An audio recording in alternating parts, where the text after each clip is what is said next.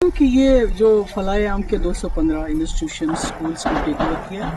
ये जम्मू कश्मीर के जो तालीमी इदारे हैं, जो यहाँ के हमारे इंस्टीट्यूशंस हैं, जो हमारी यहाँ की सकाफत है,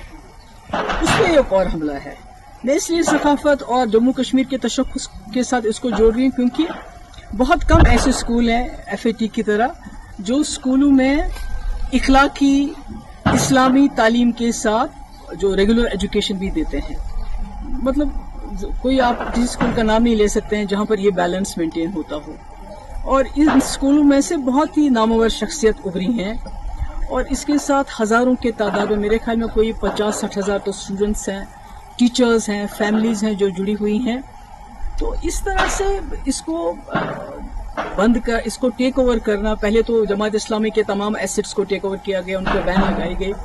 पर तभी उम्मीद थी कि यहाँ एक चुनी हुई सरकार आएगी, इलेक्शन होंगे, तो शायद ये जो हम पे ताबड़तोड़ हमले हो रहे हैं हमारे तशख्खुस पे, हमारे हर इदारे पे, तो कहीं ना कहीं उसको वो रोकने में कामयाब हो जाएंगे। और शायद यही वजह है कि लोगों ने नेशनल कॉन्फ्रेंस को तकरीबन 50 सीटें दी, पार्लियामेंट में 3 मेंबर पार्लियामेंट दिए लद्दाख को लेके। तो पर अफसोस की बात है कि बजाय इसके कि वो इस चीज़ को रोके, तो ये गवर्नमेंट की तरफ से ऑर्डर आना, मुझे लगता है कि ये मतलब एज अ कश्मीरी मुझे लगता है कि ये जो लोगों का जो भरोसा है उन पे क्या गुजरी होगी, मैं उसका अंदाजा नहीं लगाना चाहती, क्योंकि पिछले इलेक्शन में तमाम लोगों ने अपनी आइडियोलॉजी से बालातर उठ के, चाहे वो जमात इस्लामी थे, चाहे अहले हदीस थे, चाहे एम्प्लॉयज थे, चाहे टीचर्स एसोसिएशन थी, चाहे नौजवान थे, सब ने सोचा कि एक ही जमात को वोट देंगे ताकि ये जो तूफान आ रहा है हम पे मरकज की तरफ से, इसको शायद एक जमात रोक पाएगी, एक ही जमात रोक पाएगी, क्योंकि PDP को तोड़ फोड़ करके PDP लगता था लोगों को ये खत्म हो चुकी है, ये मुकाबला नहीं कर पाएगी। तो ऐसे में ये होना, और अभी आपने देखा कुछ देर पहले जो हमारी उर्दू जबान है सरकारी दफातर में से उसको तकरीबन खारिज किया जा रहा है।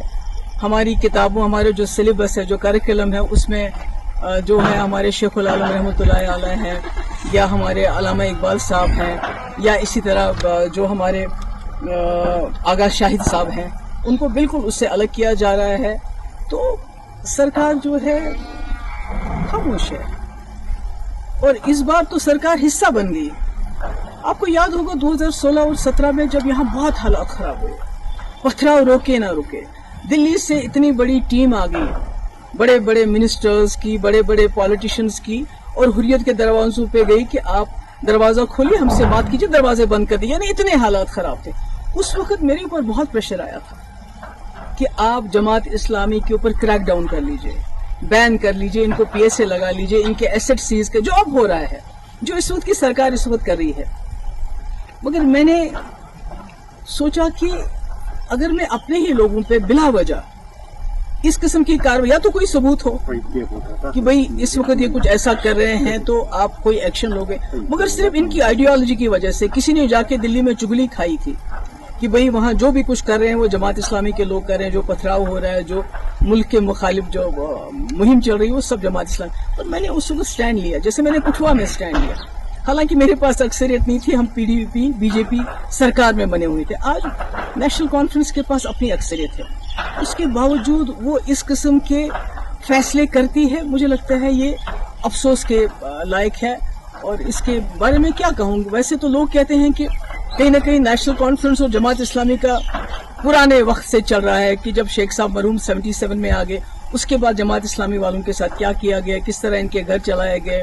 क्या क्या हमारी मुकद्दस किताबें भी नजर आतश की गई। उसके बाद 87 के बाद क्या किया गया, जो फलायम ट्रस्ट के टीचर है उनको कैसे पब्लिक सेफ्टी एक्ट लगाया गया। और आज 2025 में अब इनके जो स्कूल थे, जो लोगों के गरीब लोगों को, गरीब बच्चों को, क्योंकि आपने देखा कि सरकारी स्कूलों में जो चीज़ कमी है वो ये स्कूल पूरी करते थे, जिनका कोई नहीं होता था, और कम फीस लेके ये तालीम देते थे। तो आज इन्होंने इतना बड़ा सिस्टम जो एक बना हुआ है उसको एक हिसाब से तबाही के दहाने पे पहुंचा दिया है। कई घर इसके साथ वाबस्ता है, कई टीचर, सबका मुस्तकबिल जो है